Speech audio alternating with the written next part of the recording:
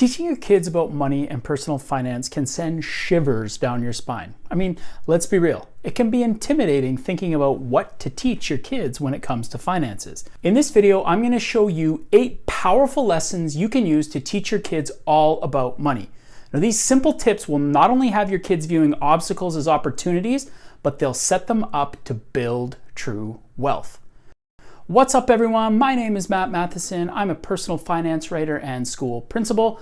I'm also the founder of Family Money School, and this channel is all about helping kids and the parents who love them become money rock stars. As parents, many of us feel that we don't know enough about money ourselves, much less enough to teach our kids about it.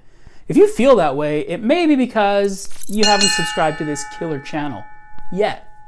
Thankfully, personal finance isn't really that complicated. I mean, contrary to what the talking heads on the news and social media would have you believe.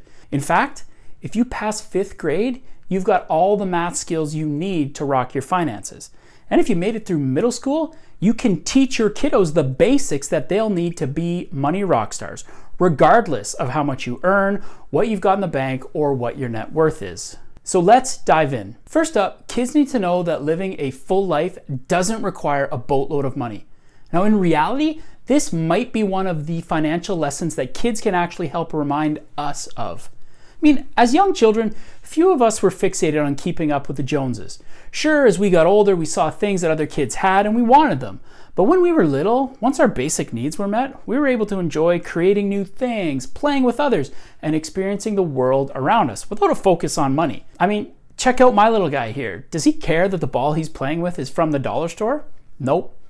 But somewhere along the line, we lose the joy that comes from these simple delights. If you want to live life to the fullest, you need to drink in the simple pleasures that life brings. And you need to model to your kids that you don't have to spend tons of money to have a great time. To do this, try these fantastic and free activities for your kids. First, do something that scares you.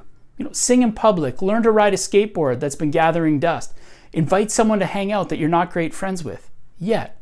Next up, you can practice daily gratitude by writing in a journal or starting each day by listing one thing you're grateful for from your past, one thing you're grateful for coming up that day, and one thing you're looking forward to in the future.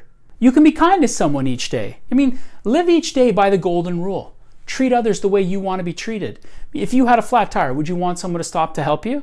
Then do the same for someone else. If you were moving, would you want someone to come over and help you out? Make it happen.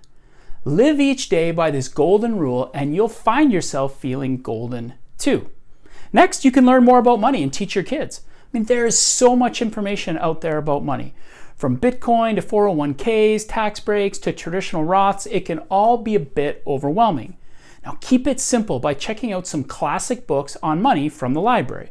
3 that I would recommend are The Millionaire Next Door, The Psychology of Money, and The Millionaire Teacher.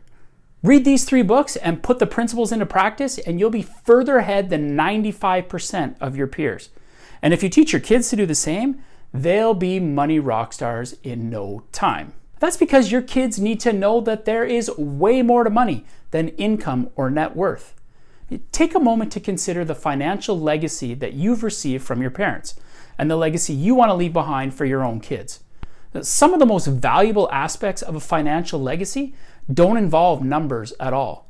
The financial legacy of your parents has shaped your beliefs and attitudes about whether you are rich or poor, how much money you're capable of earning, what's worth spending money on or saving up for, and much more. Now, there's nothing wrong with wanting to pass along generational wealth, or if you've received a large inheritance yourself, but passing along the right financial skills and values is a way more important gift than cash when it comes to preparing your kids for a lifetime of successful financial management. But there's a difference between rich and wealthy. For adults and kids, understanding the difference between being rich and being wealthy is one of the most valuable lessons you can learn when it comes to money. In the same way that dating doesn't guarantee you'll get married, being rich doesn't guarantee you'll become wealthy. Now, sure, there's lots of people that have great salaries, but many of them spend like crazy, often blowing all their money on more than they actually bring home every month. And just because you spend like you're a big earner doesn't mean that you are wealthy. Now, when it comes to building wealth, how much you make is way less important than how much you keep. And the sooner your kids learn this, the quicker they'll start building actual wealth. Now, although you don't need to read The Millionaire Next Door as a bedtime story to teach them the concept of stealth wealth, you can help your children recognize that financial freedom comes from living within your means and saving for the future. Now, this is true if you make $50,000 a year or $5 million. Next, you can teach your kids that it's never too early to start saving money. Warren Buffett famously said that someone is sitting in the shade today because someone planted a tree a long time ago. If you want to find shade in the future, you need to plant a tree today. When it comes to saving money, that means saving early. And for your kids, there's no better time than now to start learning about the power of delayed gratification. In fact, at this stage in their life, time is by far their most valuable asset. Now, one of the most popular examples of delayed gratification is the infamous marshmallow test. Researchers gave young children the choice: 1 marshmallow now, or if they waited for 15 minutes, they could have 2 marshmallows. The results of the study? Well, those who demonstrated self-control and delayed gratification by holding out for 2 marshmallows also displayed better academic and career performance down the road. Now, help your children understand the benefits of long-term thinking. Now, one of the simplest ways to do this is to encourage your children to start saving money now, whether it's in a jar, a piggy bank, or a savings account. While the coins and dollar bills may not add up to much, getting them to delay gratification and develop the habit of saving money every time they get paid will help them to learn that good things come to those who are willing to wait while others grow impatient. Next, you need to teach your kids that they can have fun without spending money. Now, growing up, there were 2 words I learned to never say within close proximity of my parents. I'm bored. Now, wanting to teach us the value of hard work, my mom and dad would always find chores around the house to cure me of my boredom and keep me busy. Didn't take too long before I decided I should keep my boredom to myself. And this required finding creative ways to have fun without spending money. If your kids are always looking for things to do and places to go when they're bored, try a few of these personal favorites of mine. You could go to a local playground.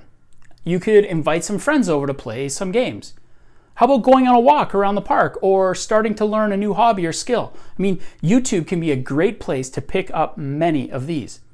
You could go on a bike ride, find a local event or class, whether it's in person or online, or you could look for opportunities to volunteer.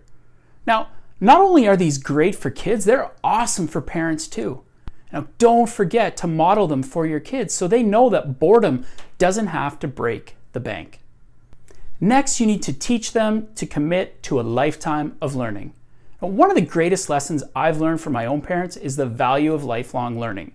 They always emphasize the importance of education and never stopping learning. The greatest financial gift you can give to your kids is not a massive inheritance. It's not a stock pick or your collection of vintage Star Wars toys. No, as nice as those things might be, the greatest gift you can give your kids is your financial literacy and the ability to put that knowledge into practice. Because as we all know, far more is caught than is taught. And if your kids can pick up on your money wisdom, they'll be set up for future financial success. Now, there are lots of ways you can grow your financial knowledge, but here are a few of my favorites. You can listen to personal finance podcasts during your workouts or your commute. I mean, there are tons of awesome podcasts out there, but some of my favorites are Dave Ramsey, Afford Anything, Choose FI, and Stacking Benjamins. Now, you could check out money-related books from the public library. You could listen to audiobooks on Audible to skyrocket your learning. I mean, Audible is great for getting new releases and hard-to-find titles, but you can also find audiobooks and ebooks using your library's app like Libby or Hoopla. Next, you can introduce yourself to new ideas by watching personal finance TED Talks. You could find in-person events where you can find others who share your financial goals and values. I mean, the gold standard of these conferences is FinCon, which happens every year in different spots around the country. But there are others too, like Plutus Voices and Economy. Next up, you need to teach your kids that having a full life has nothing to do with what you own. Now, when you think of the Amish, you probably think horse and buggies, no electricity, and the Amish Mafia. Oh, come on, I can't be the only one. Mafia operates outside of Amish law. He does the dirty work. Now, recently, I came across a book called Money Secrets of the Amish. And I have to say, I was impressed by the deliberate and thoughtful approach they have with regards to how they spend money. From eating like royalty on a pauper's budget, to use it up, wear it out, make do, or do without, The Amish know how to handle their money wisely.